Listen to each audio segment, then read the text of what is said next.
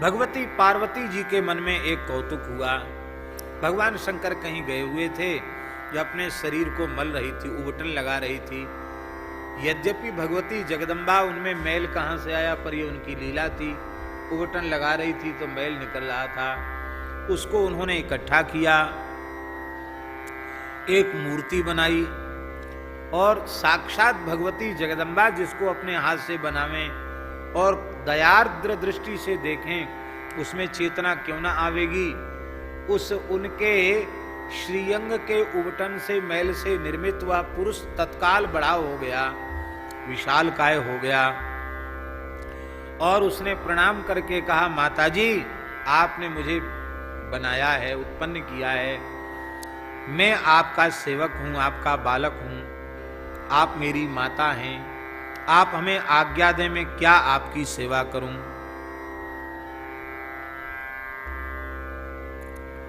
एक छड़ी दे दी माताजी ने हाथ में, छड़ी डंडा दे दिया हाथ में, बोले द्वार पर बैठो, जब तक मैं आज्ञा न करूं तब तक किसी को भीतर घुसने मत देना। गणेश जी को द्वारपाल बना दिया। तब तक भगवान शिव, शिव पुराण के अनुसार भगवान शिव आए। भगवान के प्रधान गण नंदीश्वर आदि भीतर जाना चाहते थे, गणेश जी ने रोक दिया। और शंकर जी ने भेजा, लोग किसी ने भेजाओ, जब तक भीतर से आज्ञा नहीं होगी तब तक हम नहीं भीतर भेज सकते हैं। शंकर जी ने कहा, कैसा एक नया गण आ गया है जो तुम लोगों को भी नहीं पहचानता, तुम लोग इतने सीनियर हो। हैं, सीनियर कहते कि जीनियर कहते, क्या कहते भैया, हम तो जानते हैं सीनियर है।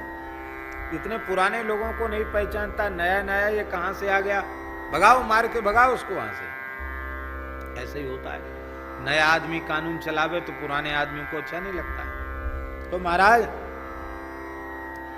वो सब युद्ध के लिए आ गए, पर उस डंडे के सहारे ही गणेश जी ने सबको परास्त कर दिया। वीरभद्र, भैरव, नंदीश्वर, कीर्तिमुख सबको परास्त कर दिया, समस्त रुद्रगण परास्त हो गए। तो महाराज विचित्र है, वो है तो बालक ही, पर पता नहीं कितनी शक्ति है उसमें। ये भगवती का विनोद है।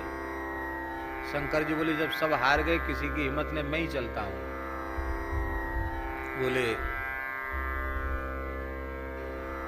द्वार से हट जाओ। बोले मैं हटूंगा तो नहीं। क्यों? माताजी ने खड़ा किया है। अरे तुम्हें माताजी ने खड़ा किया है तो मैं उनका पति आया हूं, मेरे लिए थोड़ी तुम द्वारपाल हो, मेरे लिए तो खोलो। बोले नहीं, माताजी स्नान ध्यान में है, अपना श्रृंगार कर रही हैं, किसी को जाने की अनुमति नहीं है। कब होगी? बोले भीतर से आज्ञा आएगी। तो बात ही बात करस बढ़े आई, झगड़ा शुरू हो गया, युद्ध होने लग गया, भयंकर युद्ध हुआ, बहुत देर तक युद्ध होता रहा। अंत में शंकर जी ने देखा कि ये तो प्रचंड शक्ति संपन्न है, साक्षात शक्ति ने शक्ति का संचार किया हो, क्या कहना। अंत में भगवान शिव ने अपने अमोघ त्रिशूल को उठाया और शिरच्छेद कर दिया। पार्वती जी अत्यंत व्याकुल हो गई। वो जो मस्तक काटा था, वो मस्तक तो चंद्रमंडल का भेदन करके आकाश में चला गया, इसलिए चंद्रमा को ही अर्घ दिया जाता। गणेश जी का चतुर्थी का चंद्रमा का दर्शन करके, अर्घ दे करके तब व्रत पूर्ण किया जाता है, क्योंकि उनका मस्तक चंद्रमा में विलीन हो गया।